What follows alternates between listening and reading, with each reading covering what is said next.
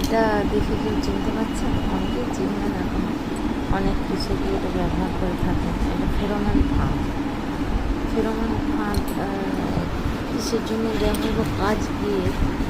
এই সাধারণত মাছি যেগুলো বিঁধে দেয়, বেশিরভাগ বেগুন বা ভেড়ি, তারপর ঝিঙা, চিচিঙ্গা, এগুলোকে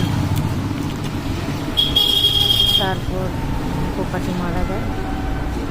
বিঁধে ফেলে ফলটা নষ্ট করে দেয়। সেই জন্য এটি লাগানো হয়। এটি সাধারণত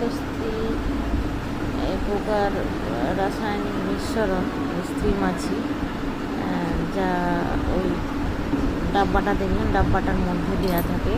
পুরুষ মাছি আকৃষ্ট হয়ে তার মধ্যে প্রবেশ করে এবং পোকাটি মারা যায়, আঠালো পদার্থ মারা যায়। সাধারণত পুরুষ মাছিকে ফাঁদে ফেলা হয়, যার জন্য এটিকে ফেরোমন ফাঁদ বলা হয়। এটি মাছি যেগুলো ফল বিঁধে দেয়, ভিতরে লার্ভা ডিম পাড়ে ফলের মধ্যে, সেই মাছিগুলিকে মেরে ফেলতে সাহায্য করে এই ফেরোমন।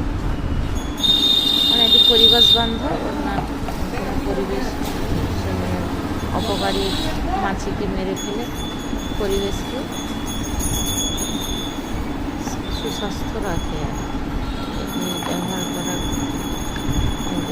রইল, আপনারা ব্যবহার করবেন। খুব ভালো ব্যবহারের সুবিধাও আছে। এই যে ফুটো দেখছেন, ফুটোর মধ্যে মাছিগুলো প্রবেশ করে। স্ত্রী মাছির যেহেতু রাসায়নিক মিশ্রণ থাকে, তার প্রতি আকৃষ্ট হয়ে পুরুষ মাছিগুলো প্রবেশ করে এবং আঠা থাকার কারণে মারাও যায়। বর্ষাকালে অনেক সময় প্রতিক্রিয়া দিলেও কাজ হয়।